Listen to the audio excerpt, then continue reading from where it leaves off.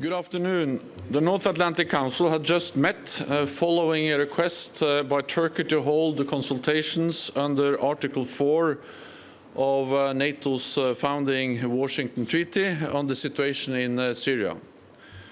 Under Article 4 of the treaty, any ally can request consultations whenever, in the opinion of any of them, their territorial integrity, political independence or security is threatened. I spoke to the Turkish Foreign Minister Mevlut Cavusoglu last night about the situation in Syria, and he requested these consultations. Today, Turkey briefed on the serious security situation in Syria. Allies offer their deepest condolences for the death of Turkish soldiers in last night's bombing in Idlib, and express their full solidarity with Turkey. Allies condemn the continued indiscriminate airstrikes by the Syrian regime and Russia in Idlib province. I call on them to stop their offensive, to respect international law, and to back UN efforts for a peaceful solution. This dangerous situation must be de-escalated, and we urge an immediate return to the 2018 ceasefire to avoid further worsening of the horrendous humanitarian situation in the region, and to allow urgent humanitarian access for those trapped in Idlib. Today's meeting is a clear sign of solidarity with Turkey. Turkey is a valued NATO ally, and Turkey is the NATO ally most affected by the terrible conflict in Syria, which has suffered the most terrorist attacks and which hosts millions of refugees.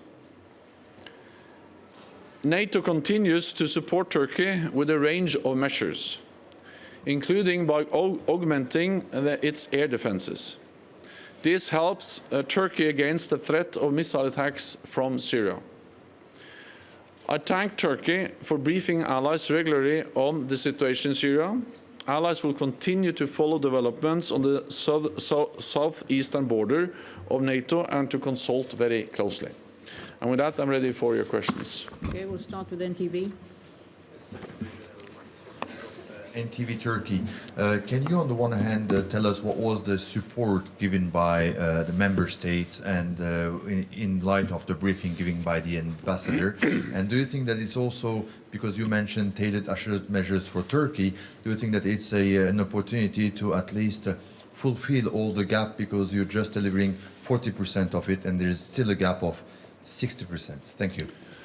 So NATO allies express their deepest condolences to those who have lost their loved ones, to the family members and to the people of Turkey. We also stated very clearly that we call on Russia and the Assad regime to stop the attacks, to stop the indiscriminate air attacks and also to engage and support UN-led efforts to find a lasting political, peaceful solution to the crisis in Syria. And we also call on Russia and Syria to fully respect international law, because we have seen bombing of civilian targets, we have seen increased humanitarian suffering, and hundreds of thousands of people have been forced to leave their homes. NATO allies provide support for Turkey today. We augment their air defenses. We have AWACS plane helping to patrol the skies, and we also have port visits and provide support in other ways. But allies are constantly looking into what more they can do to provide further support for Turkey. Anadolu, gentleman with a white shirt. Mr. Secretary General, Yusuf Atip from Anadolu Agency. Could we expect any more concrete steps from NATO as the situation in Syria is worsening, the humanitarian situation especially? There are 3 million civilians waiting on the border of Turkey. Could we expect any concrete step to attacks on Turkey soon? And if yes, can you inform us if it was discussed during the meeting? Thank you. NATO provides strong political support, and we also provide practical support. We provide practical support with different assurance measures, and we are constantly assessing, and allies are looking into what more they can do, and that was also expressed clearly in the meeting today. We are, of course, also constantly monitoring and following the situation very closely, and Turkey is regularly updating NATO allies. And I also spoke with the Turkish Foreign Minister late last night, where he requested for this meeting. And just the meeting we had today is a clear demonstration of a NATO solidarity and expression of support from other NATO allies to our NATO ally Turkey. We are strongly supporting, and NATO allies are engaged in trying to move forward the efforts, the UN-led efforts to find a peaceful solution. And we call on Turkey, we call on Syria and Russia to fully engage in such UN-led efforts to find a peaceful solution. Kabul Times, last question. Thank you very much, Secretary General. I know that you are talking about Syria, but the situation in Afghanistan is also very important.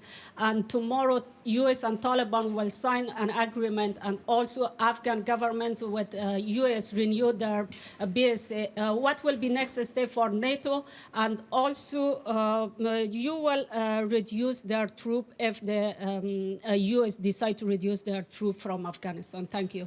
So we are closer to a peace agreement than ever before in Afghanistan. And NATO will continue to support the efforts to find a peaceful and negotiated solution. We have seen a significant reduction in violence in Afghanistan over the last days. And therefore, we are also very close to a signing of an agreement between the United States and the Taliban. This will be only the first, but very important first step towards a lasting peace agreement in Afghanistan.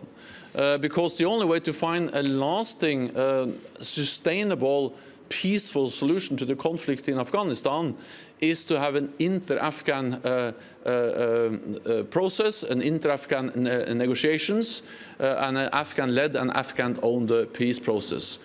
And that's the next step. And the road to peace will be long and hard, and there will be setbacks, and there is a risk always for spoilers.